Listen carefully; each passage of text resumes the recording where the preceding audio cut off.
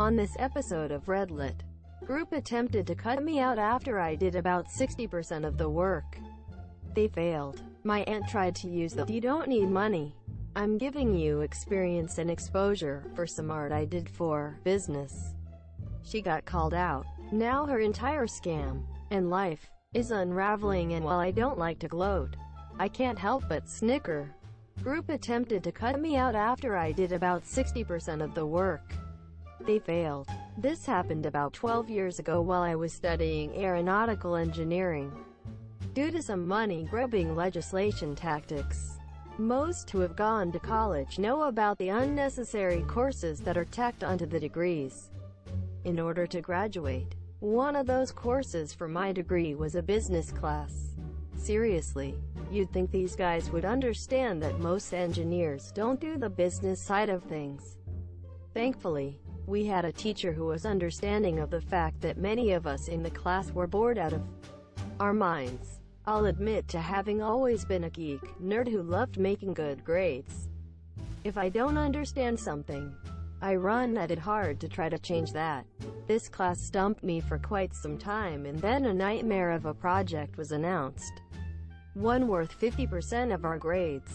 The school was a small one. The class a little more than 30 people. And I was assigned to work with 3 people I knew from other classes. We had problems straight away.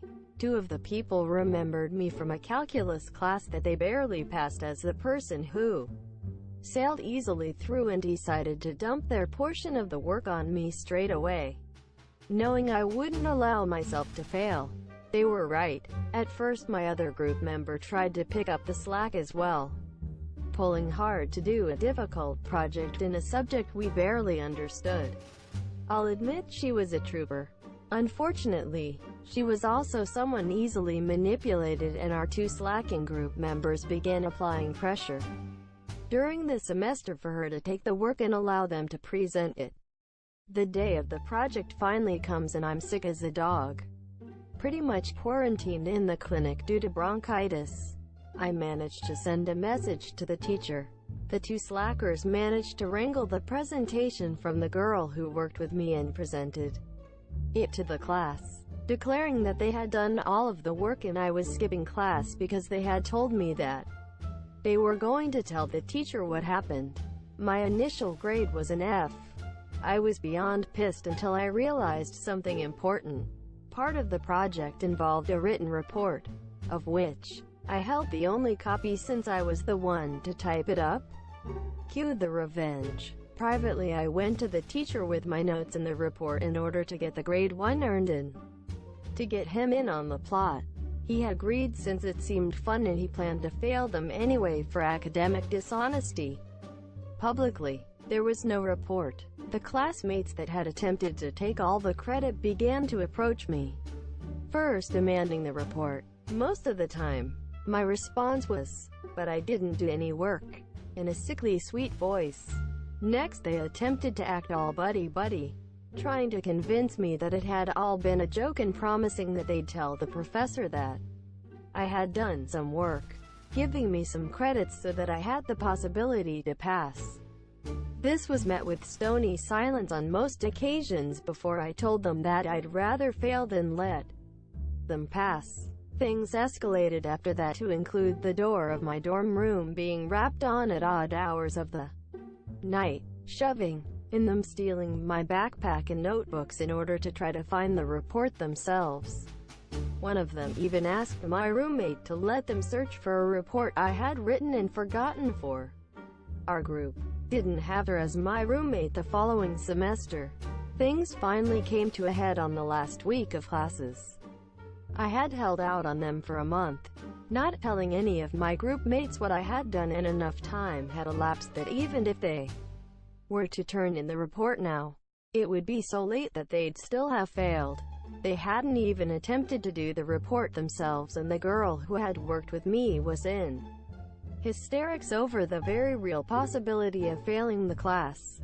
It was what the teacher and I had been waiting for, and he finally decided to return the reports. The 2 slackers glared daggers at me as the teacher returned the report of every other group in the class before stopping in front of the monsieur. He was holding what looked to be one extra report, and they were immediately looking hopeful. He set a single sheet of paper on one of their desks before moving to the desk of the girl who had worked along with me and set the report on her desk. I had to dock some points for dishonesty, but you and your partner did decently, he stated before moving on. My partner realized what I had done. We only got an 82 on our project, but it was far better than the 0 that our ex-group mates received. I had been carefully documenting the harassment that the two slackers had put me through and ensured several witnesses saw some of what they did. 2 days after being informed that they were failing, the pair had a new problem. I gave the evidence to the administration of our school and the teacher reported the academic dishonesty. The administration did a bit more digging and found that the pair had been making trouble for some time, and a number of students reported similar problems of having their work stolen. The slackers were expelled. My aunt tried to use the "you don't need money, I'm giving you experience and exposure" for some art I did for business. She got called out. Now her entire scam and life is unraveling, and while I don't like to gloat, I can't help but snicker. I originally posted my question on our relationships on Monday, so for the whole backstory please click on my profile. But **TL Dr. Aunt J, by marriage, asked me to do several pieces of art for her real estate business. I'm in school and am positive I told her that I would need to be paid. I'm also positive she agreed to pay me. My major mistake for not agreeing to terms up front, but she still tried to take advantage of me. She was difficult, refused to accept drafts, then hated the finished products. I was out tons of time and money and tried to wash my hands of her. Out of the blue she wanted me to fly out, on my own dime, to paint her office mural. I said I would have to get paid for previous work, and she exploded on me and told me that exposure from people like me is great for people like you, and I'm giving you experience, ***. That was Monday. First thing Tuesday morning I had a meeting with my school's licensing legal advisor, and she helped me draft a letter stating since no legal transfer of ownership had taken place, Aunt J was to cease using any of my work immediately.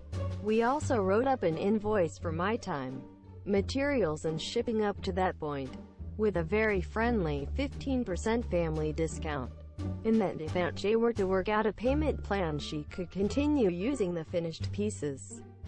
I emailed them to her. I was very sincerely trying to handle this like an adult and not involve my parents or my uncle, Dad's brother, and Aunt J's husband. But maybe 1.5 hours after I pressed send on the email, my mom called me. It basically went like this: "Mom, Aunt J just called and completely chewed me out over what an ungrateful brat you are. What's going on?" Quote, I explained the situation to her and apologized because I really was trying to handle it myself. She was apoplectic mad and revealed to me that Aunt J had been pulling this kind of bullshit ever since she married my uncle.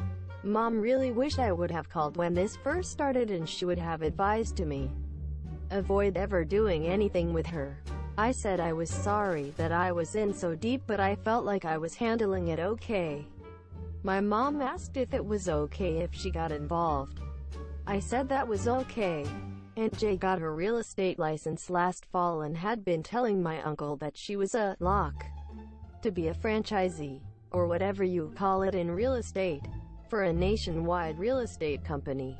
I'll just say Promax. My mom called a local Promax office and asked who she should talk to because one of their agents had commissioned several thousands of dollars worth of professional promotional materials and was refusing to pay.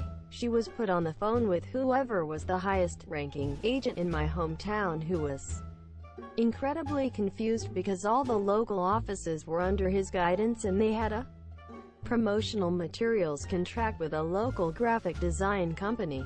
My mom gave him Aunt J's name, and holy shit, Aunt J was using this multi-million-dollar real estate company's name and materials when she wasn't even part of the company.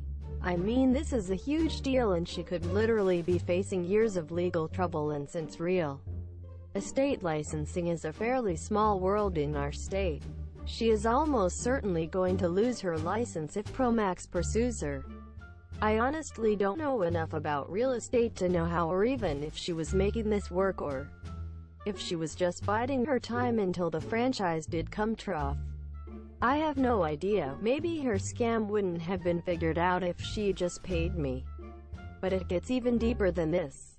Aunt J had just bought a huge new Cadillac Escalade over Christmas, and since she said it was for work, she told my uncle that Promax was helping her finance it.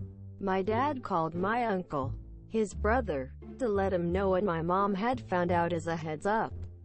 My uncle freaked out because obviously if she wasn't part of Promax, then she wasn't getting generous financing terms from Promax on her new $80,000 car. My uncle ran his credit and it looks like Aunt J had taken out 2 credit cards in his name and maxed them out, he thinks, for the down payment on this car. So not only was Aunt J screwing me over, she was in a roundabout way stealing using the established name of a multi-million-dollar company, but she committed identity theft against her own husband too. And now she's been exposed because she refused to pay me.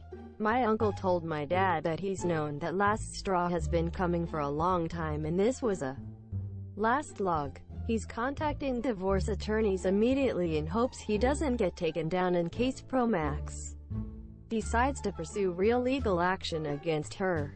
He's going to have the lawyer advise him on what to do about the identity theft. Basically, Aunt J is screwed in every way imaginable.